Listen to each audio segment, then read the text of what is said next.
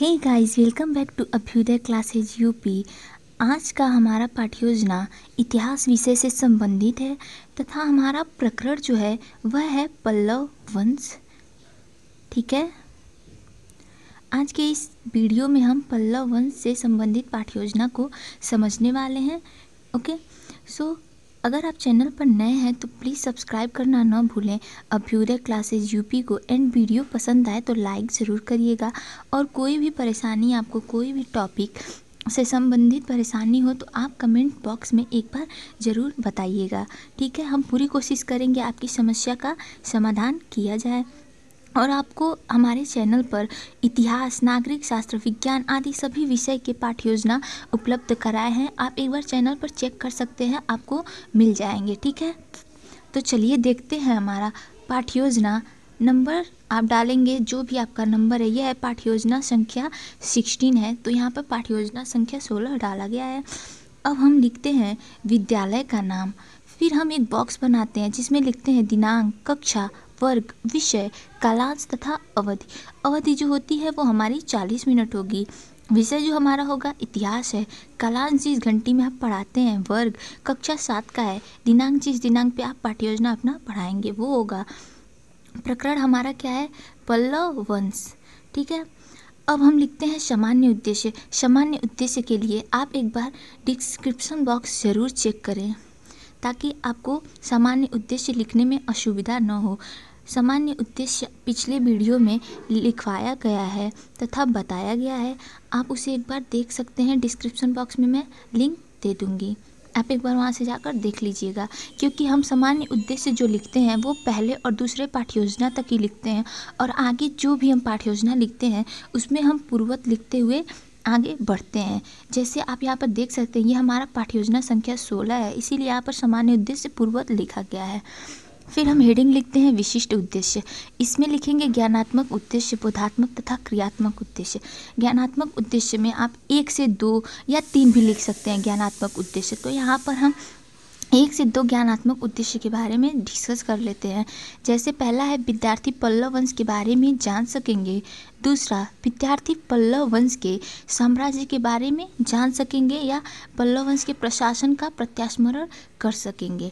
बोधात्मक में हमारा आ जाएगा पहला, विद्यार्थी पल्लव वंश तथा अन्य वंश के प्रशासनिक व्यवस्था में अंतर कर सकेंगे तथा दूसरा, विद्यार्थी पल्लव वंश के समाज का बोध कर सकेंगे। अब हम देखते हैं क्रियात्मक उद्देश्य। विद्यार्थी पल्लव वंश से संबंधित इमारतों को बता सकेंगे या विद्यार्थी पल्लव वंश से संबंधित क्षेत्रों को मानचित्र पर समझा सकेंगे। ये हो जाएगा हमारा विशिष्ट उद्देश्य में ज्ञानात्मक, क्रियात्मक तथा बोधात्मक उद्देश्य। अब हम देखते हैं हमारा सहायक सामग्री तथा पूर्व ज्ञान। सहायक सामग्री हमारा पल्लव वंश से संबंधित साम्राज्य विस्तार का मानचित्र हो जाएगा तथा पूर्व ज्ञान में हम लिखेंगे विद्यार्थी दक्षिण भारत के राजवंशों चोल, चालुक्य, पल्लव एवं राष्ट्रकूट वंश के बारे में सामान्य जानकारी रखते हैं। ये हो जाएगा हमारा पूर्व ज्ञान।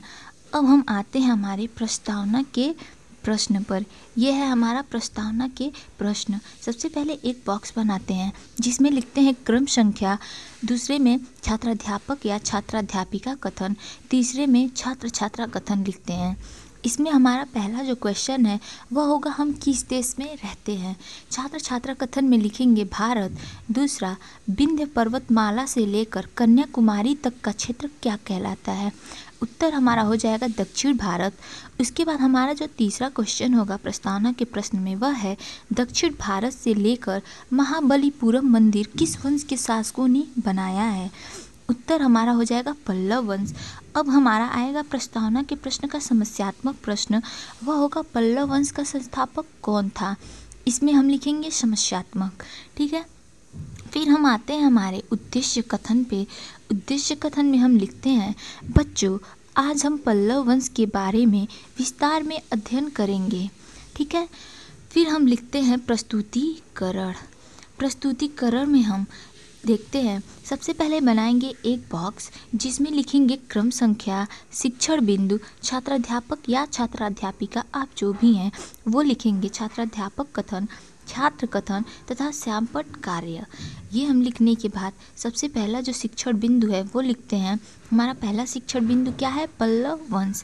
क्वेश्चन लिखते हैं, इसमें छात्रों से पूछते हैं पल्लव वंश की राजधानी कहाँ थी? छात्र मौन है। स्पष्टीकरण हम देंगे, उसमें बताएंगे पल्लव राजवंश प्राचीन दक्षिण भारत का एक राजवंश था। इस वंश का संस्थापक कौन था? विष्णु था। कोची को पल्लव शासकों ने राजधानी बनाया।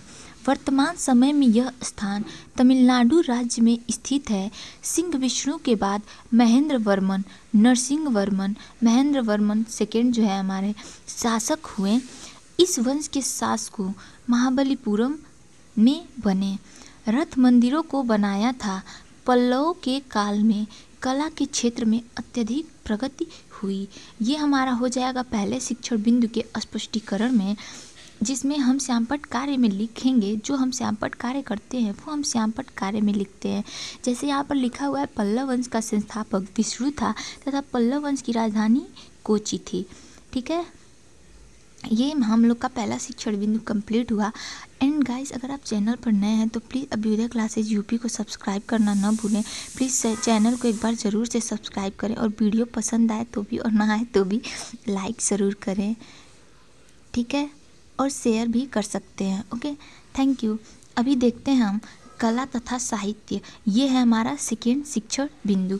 अब इसमें हम देखते हैं, इसमें मेरा पहला जो प्रश्न है वह है पल्लव की राजधानी कहाँ थी?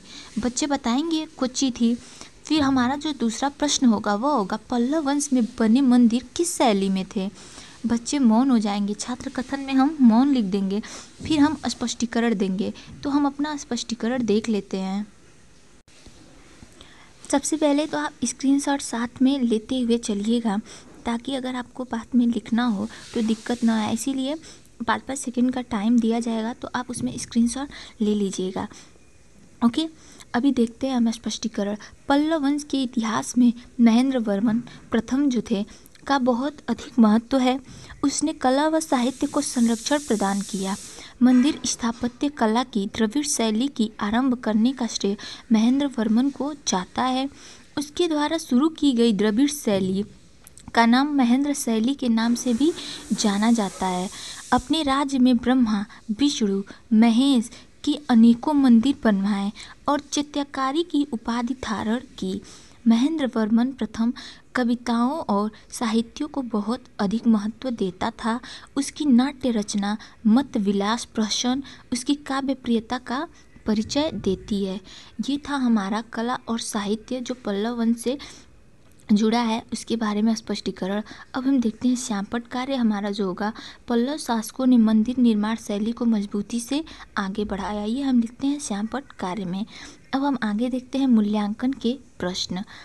मूल्यांकन के प्रश्न या पुनरावृत्ति के प्रश्न भी इसे हम कहते हैं। इसमें जो हमारा पहला क्वेश्चन है वह है पल्लव वंश का संस्थापक कौन था? दूसरा, पल्लव की राजधानी कहाँ थी? तीसरा, मतविलास प्रहसन किसकी रचना है? चौथा, महाबलीपुरम का रथ मंदिर का निर्माण किसने करवाया था? ये हो जाएगा हमारा मूल्यांकन के प्रश्न। अब हम देखते हैं गृह कार्य देते हैं। इसके बाद हमारी पाठ्य योजना समाप्त होती है। लास्ट में हम गृह कार्य देकर अपना जो पाठ्य योजना है उसको खत्म करते हैं। तो गृह कार्य में लिखेंगे सभी छात्र घर से पल्लव के विषय में संक्षिप्त में लेख लिखकर लाएंगे। ओके, सो गाइज, आज के वीडियो में बस इतना ही। अगर आपको वीडियो पसंद आई हो तो अभ्युदय क्लासेज यूपी को सब्सक्राइब अवश्य करें एंड वीडियो को लाइक करना न भूलें। Thank you.